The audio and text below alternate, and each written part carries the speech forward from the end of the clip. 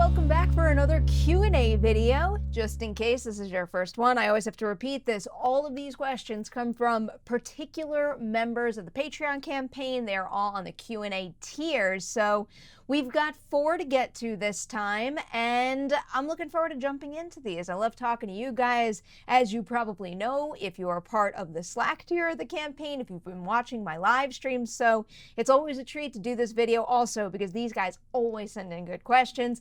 Like Evan, who's got our first one here. Have you ever cried tears of joy? I've actually been doing this a lot lately, Evan, because I've got a tendency to well up when I see simple acts of human kindness, especially in tough times like we're having right now. And also just when I see reports about, doctors, nurses, EMTs, you name it, putting their lives on the line to help people. That kind of stuff lately has made the tears come on. I get emotional when I see family after not having seen them in a little while. And one of the times recently that I was surprised I didn't cry tears of joy was when I finished the marathon. I actually think I got more emotional at the start of the race, and I have a feeling it had to do with my exhaustion at the end. I think I was just simply too tired and depleted to cry, but the emotion of having trained for so many months out of the year when the race first started, that's when it hit me. And I think that was a good thing because I think it was a big motivating factor. But I can't say I cry tears of joy too often, but I do get very, very moved. It's like, when I think back to the Cobra Kai panel, but specifically the thing about some of my Collider colleagues being with me at the time, that makes me emotional.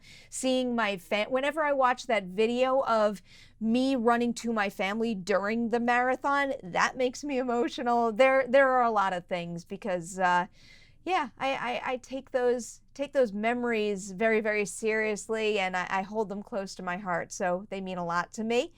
Next question here is one from Luke. Luke wants to know, how has entertainment journalism changed over the course of your career, and how have you evolved to stay with that change? This is an excellent question, Luke, because it did change quite a bit for me. When I first started out, it was almost like more of a hobby than a job. And that was the big deal to me for a long time, was never ever being able to call this a real job. Whenever someone asked me what I did, even though there was a period where I was full-time freelancing, and then there was a time when I actually got the full-time job offer and still couldn't call it a real job. But when I first started out, it felt more like a hobby. I would just pick up freelance assignments randomly when I wasn't doing schoolwork, or even when I got my first freelance job at New York One when I first got out of college. I was doing this on the side, and it was just picking up little things here or there.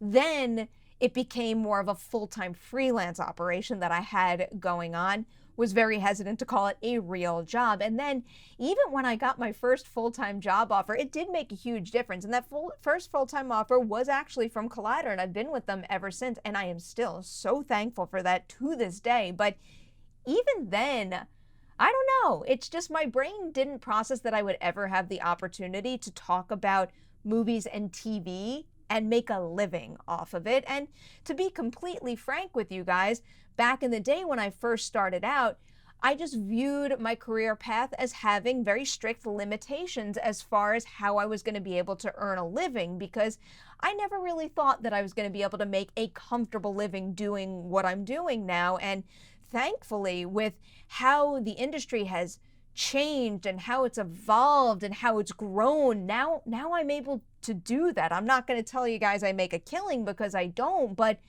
I make enough to be happy and comfortable, and to have a job where I freaking love what I do so much. But that was a big pivot for me when I really started to say, hey, I'm a movie critic or an entertainment reporter or whatever I feel like calling it at that given time. But that was a big deal. And then obviously another really big deal for me was when the pivot to video kind of, just changed the industry big time, and all the sites were doing it, because that is what prompted my move to LA, and everything changed for me then.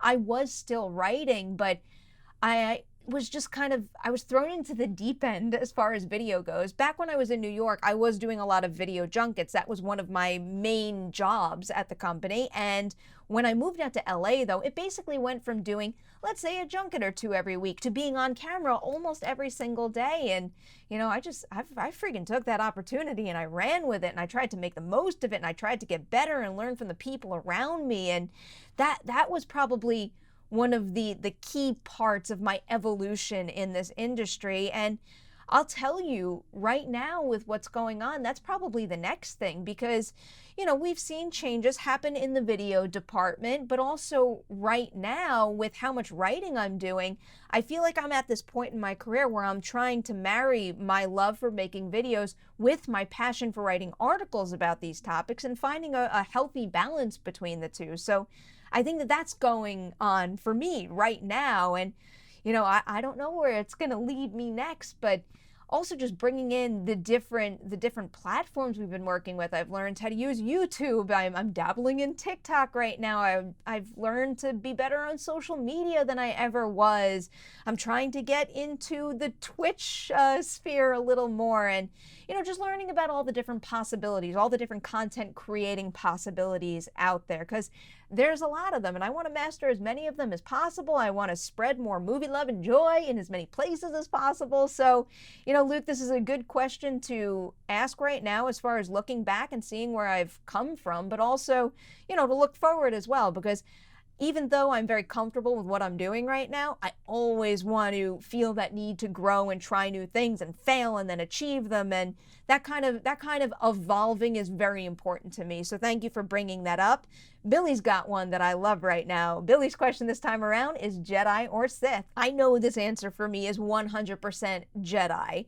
And it might come from the fact that I feel guilty about almost everything. I never want to hurt a fly. I never want to upset anyone out there. And I don't know, I just want all of my actions to be something that, you know, changes something around me for the good. So if I'm responsible for something negative happening to someone, I would be heartbroken. I would be so disappointed in myself, which is probably why I'm taking this whole quarantine thing so seriously, because, you know, I know how this thing can spread right now, and I don't want to be the one responsible for giving it to someone else or for making someone in the healthcare system, for making their job even harder. So I feel like that is further confirming that I am 100% on the Jedi track. So Sith is not for me, but I will admit that, let's say I existed in the Star Wars cinematic universe, I might be tempted to join the Empire initially, just because I am someone who thrives in a business of structure where there's a clear corporate ladder and you can kind of move up and you get a very specific bullet pointed job description. Basically, you get a to-do list. I operate very well with to-do lists. I like to tick the boxes, follow the rules, and make things happen that way. So there's something about the structure of the Empire that's always, you know, made a little bit of sense to me. But then again, I would always hit the point where I realize I'm inflicting harm on someone else and I would be out of there in a heartbeat. So I think what I'm saying is I'm probably not Jedi, Sith, or Empire for that matter. I'm going to be an X-Wing pilot. Yeah, that made no sense, but I really will. I want to be an X-Wing pilot, and I want to walk around with March of the Resistance just playing all around me 24/7.